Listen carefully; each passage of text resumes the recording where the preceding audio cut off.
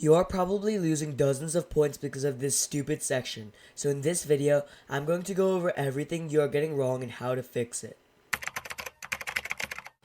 Units of measurement. Remember how in school your teachers would always hound you about writing down units? Well, they were right, at least sort of. The SAT tests your ability to convert from one unit to another, and although that is easy on its own and straightforward, it often adds curveballs like squares and cubes. Let's look at this question. A wildlife preserve has an area of 6.2 square miles. What is the area in square yards of this preserve, where 1 mile equals 1,760 yards? If you don't take into consideration that the area is based on square miles and square yards, you would incorrectly arrive at an answer of 10,912, which would be answer choice C.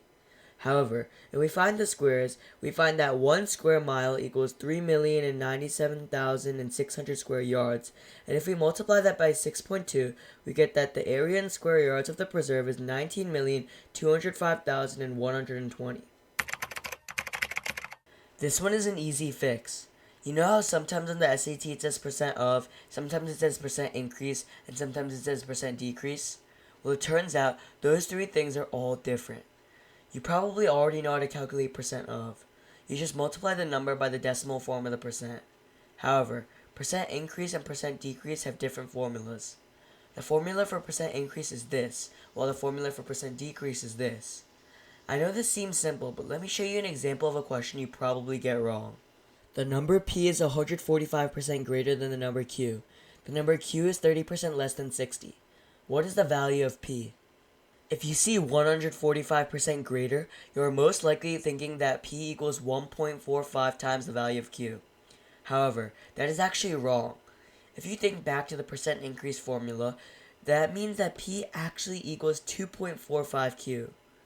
Then, we can use the percent decrease formula to find that q is equal to 42, making the correct answer C. Mistakes on data questions usually boil down to one thing. You don't actually know the different data types, so I'll go over all the important ones for the SAT.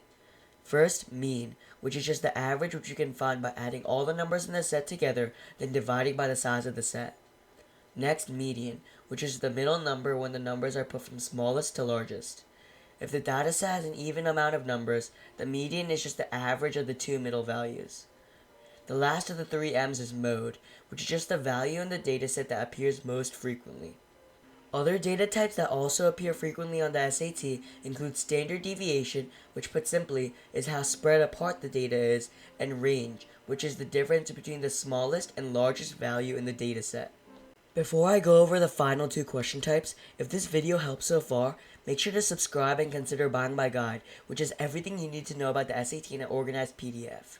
Anyways, the first of the final two question types is margin of error questions.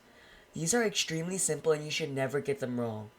All you need to know is that the margin of error is lower the bigger the sample size, and if a margin of error is given, the answer should have a range inside of it. The other question type is generalization questions. This is where you'll see the question typically asked with the largest population, a study, or something similar can be generalized to. For these questions, there are two things to look out for. Number one, the answer is not just the participants of the study, and the answer is also not the broadest answer choice. That's kind of confusing though, so let me go over this question. A market researcher selected a random sample of 150 rewards program members from a specific location of a bookstore chain. The selected members answered a questionnaire about their reading preferences, and 95 stated that they prefer hardcover books over paperbacks.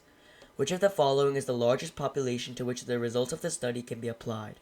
First, the answer cannot be A, since like I said, you have to generalize it at least a little bit. The answer also cannot be B, since rewards members are likely to be more dedicated on average than all customers at a bookstore, which would change preferences. Then, the answer cannot be C, since those in different geographic locations could reasonably have different preferences. That leaves us with answer choice D, which is correct since it is wider in scope than just where the study originated, and the generalization has no logical hiccups. That's literally it, so thanks for watching and